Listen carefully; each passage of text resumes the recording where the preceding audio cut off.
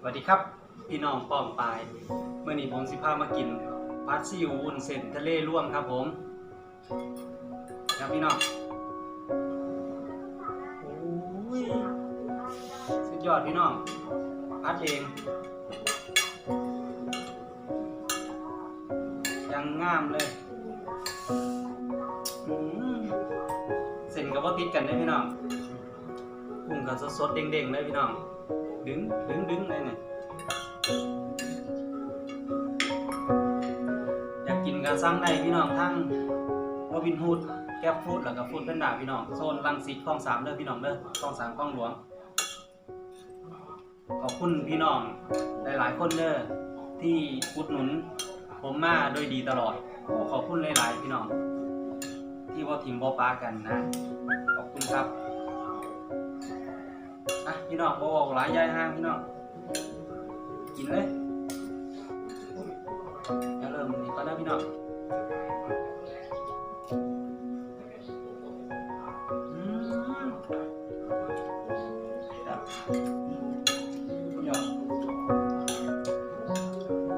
การใหญ่พี่น้องใช่ครับ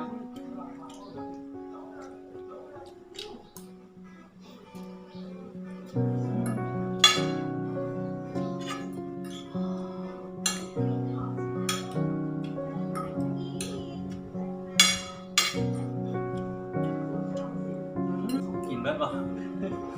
ไม่หลายครับ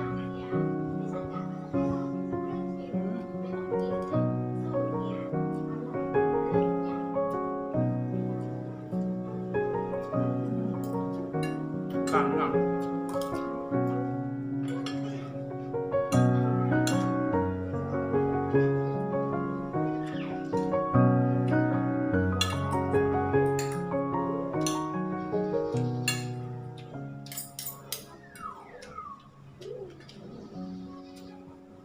หมูกระถิ่นใหญ่ๆให้เขาพี่น้องพี่น้อง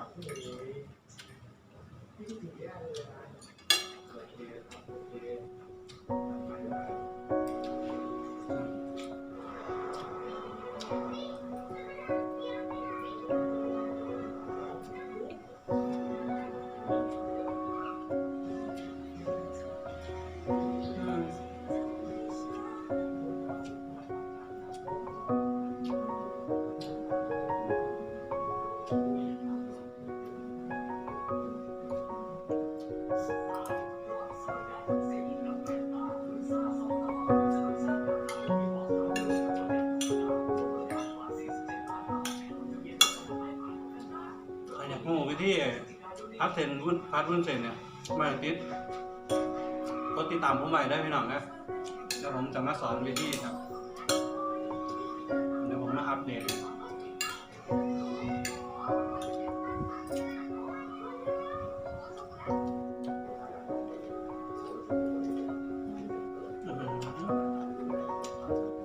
ขนาดกับก็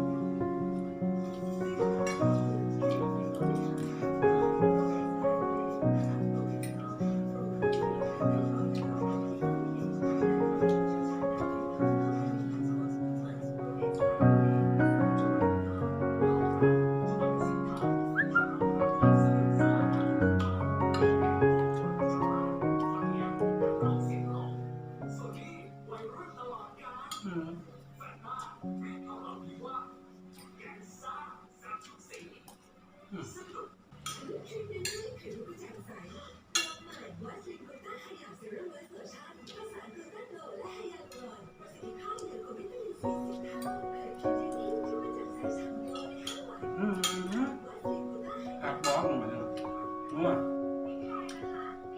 น้ำปลาเป็นซ่อนมัน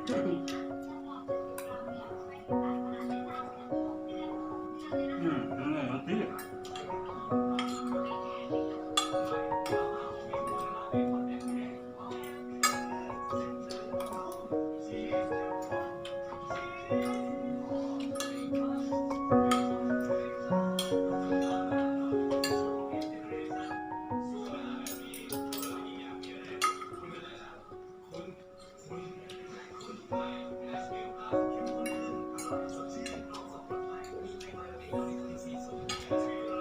เมียอยู่นั่งกับว่ากล้าอัดคลิปได้พี่น้องเขิน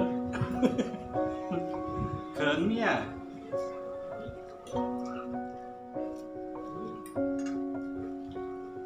ไปเห็นงานยังมาอัดคลิป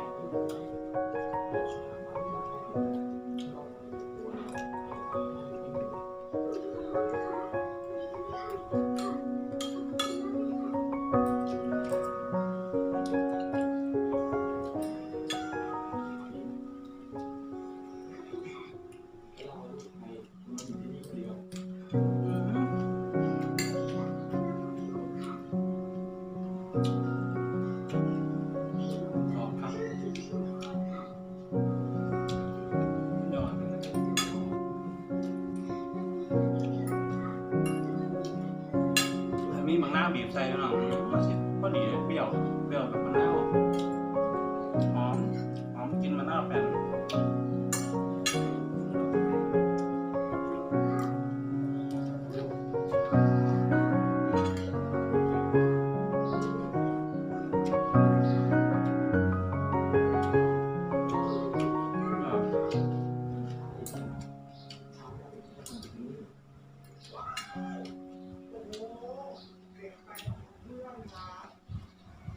ยอดเลย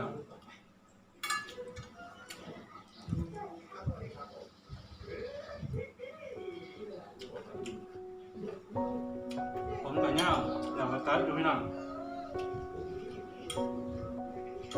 ทั้งร้านบอกว่าเปิดได้แล้วนะ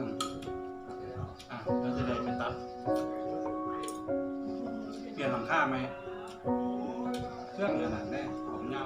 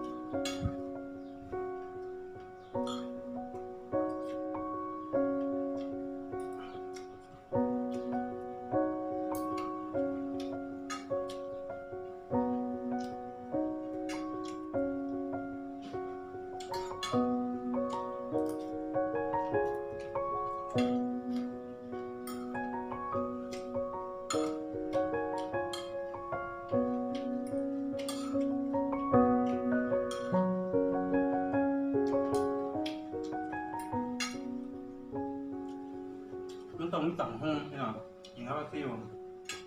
ครับคักได้ละมีต่ำห้อง